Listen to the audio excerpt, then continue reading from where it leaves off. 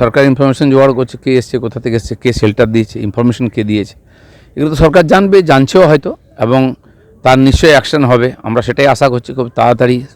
পুরো দেশ তথা দুনিয়া এই মানবতা বিরোধী কাজের জন্য নিন্দা করছে। সবাই চাইছে এর বিচার হোক ঠিকঠাক। ক্যান্সারে নেই আর ভয়, NCRI হবে এর জয়। আপনাদের ভরসা নেতাজি সুভাষচন্দ্র বোস ক্যান্সার হসপিটাল। আর যাতে টেরোরিজম না ছড়ায়, কারো প্রাণ যাতে না যায়, এবং নরেন্দ্র মোদী এবং তার সরকার নিঃসন্দেহে এর যোগ্য জবাব দেবে এবং তার পেছনে যারা আছে তদূর পর্যন্ত পৌঁছবে। পহেলগাঁও হামলার প্রত্যাঘাত। দক্ষিণ কাশ্মীরের পুলওয়ামা, কুলগাম এবং সোপিয়ানে বিস্ফোরণে উড়ে গেল 3 লস্কর জঙ্গির বাড়ি। এই 3 জনই পহেলগাঁও হামলার সঙ্গে যুক্ত বলে অনুমান করা হচ্ছে। গতকাল রাতে পুলওয়ামার মুরানে বিস্ফোরণে উড়িয়ে দেওয়া হয় লস্কর ই তৈবা জঙ্গি এহসানুল হক শেখের বাড়ি। বিস্ফোরণে ধ্বংস করে দেওয়া হয় কুলগামের বাতাল হামায় আরেক লস্কর জঙ্গি জাকির আহমেদ গনিয়ার বাড়িও। সোপিয়ানের চটিপোড়ায় আরেক লস্কর জঙ্গি শহীদ আহমেদ কুতেইয়ের বাড়িও বিস্ফোরণে উড়িয়ে দেওয়া হয়েছে। এর আগে ত্রাল এবং বিজবেহরায় 2 জঙ্গি আসিফ আহমেদ শেখ এবং আদিল গুরুর বাড়িও বিস্ফোরণে উড়িয়ে দেওয়া হয়।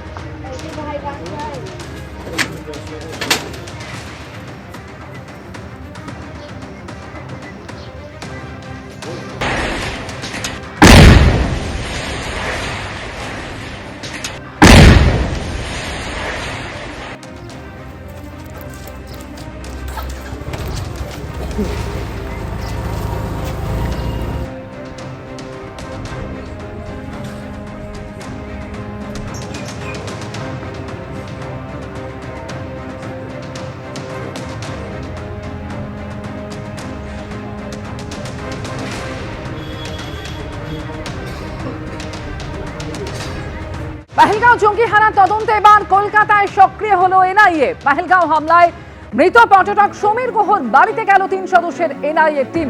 তার মধ্যে রয়েছেন ডিএসপি স্তরের এক অফিসারও।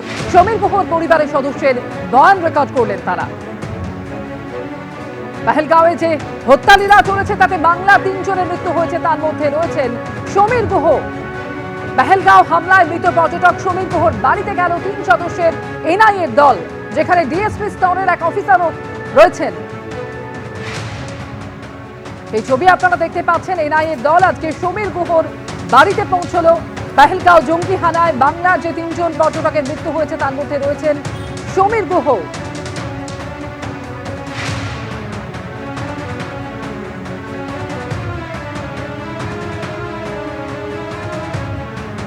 সরাসরি কথা বলবো আবির দত্ত এই মুহূর্তে রয়েছেন আমাদের সঙ্গে। আবির, এনআইএ দল তারা কলকাতায় এসে আজকে সমীর গুহর বাড়িতে পৌঁছে গেলেন, সেখানে গিয়ে তারা ইতিমধ্যেই পরিবারের সদস্যদের বয়ানও রেকর্ড করেছেন, কি জানা যাচ্ছে আবির? দেখো, বয়ান রেকর্ডের প্রক্রিয়া চলছে। আমরা দাঁড়িয়ে রয়েছি বেহালায় এবং তোমায় জানিয়ে রাখি যে জাতীয় তদন্তকারী সংস্থার 3 সদস্যের প্রতিনিধি দল, সেখানে ডিএসপি র্যাঙ্কের একজন মহিলা অফিসার তিনিও রয়েছেন। এবং যে বাড়ির সামনে আমরা রয়েছি, অজয় দাস আমার ক্যামেরা পার্সন দেখাচ্ছে যে সেই বাড়িতে ঠিক 12:20 নাগাদ এনআইএর টিম তারা এসে পৌঁছয়। এবং যেটা আমরা জানি যে পহেলগাঁও জঙ্গি হানায় যে 26 জনের মৃত্যু, সেখানে অন্যতম সমীর গুহ, যিনি কেন্দ্রীয় সরকারের একজন কর্মী, তার মৃত্যুর পর তার মৃতদেহ এখানে নিয়ে আসা হয়।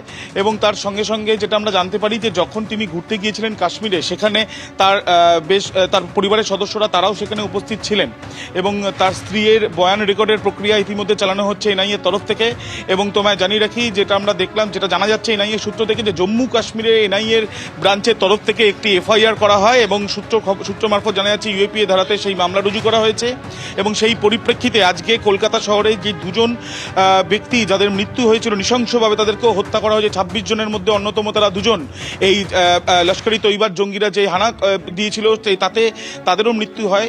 সেই 2টি বাড়িতেই অন্যতম একটি, যেটি জায়গায় আমরা দাঁড়িয়ে রয়েছি বেহালা, এবং তার সঙ্গে সঙ্গে পাটুলি, সেখানেও তাদের যাওয়ার কথা রয়েছে।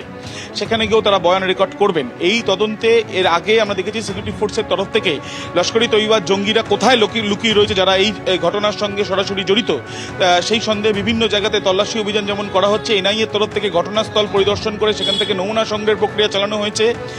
সারা দেশে বিভিন্ন জায়গাতে যারা যারা উপস্থিত, যাদের মৃত্যু হয়েছে তাদের পরিবারের সদস্যদের সঙ্গে কথা বলা এবং তাদের পরিবারের সদস্যরা যারা ওই ঘটনাস্থলে উপস্থিত ছিল তাদের বয়ান রেকর্ড, কারণ তারা একেবারে আই উইটনেস, তাদের বয়ান রেকর্ডের প্রক্রিয়াও এনআইএ তরফ থেকে চালানোর প্রক্রিয়া শুরু করা হয়েছিল, যেটা এখন দেখা যাচ্ছে কলকাতায় পুরোদমে শুরু হয়ে গেল।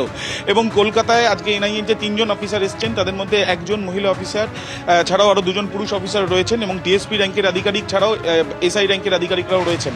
এবং তারা বয়ান রেকর্ড করে তারপর যেটা জানা যাচ্ছে সেই রিপোর্ট তারা দিল্লিতেও পাঠাবেন তাদের হেডকোয়ার্টারে, এবং তার সঙ্গে সঙ্গে যেই মামলার পরিপ্রেক্ষিতে এই বয়ান রেকর্ড করতে তারা এসছেন সেই মামলার তদন্তে এই বয়ান অত্যন্ত গুরুত্বপূর্ণ একটা ভূমিকা নিতে পারে, এমনটাই তাদের বক্তব্য।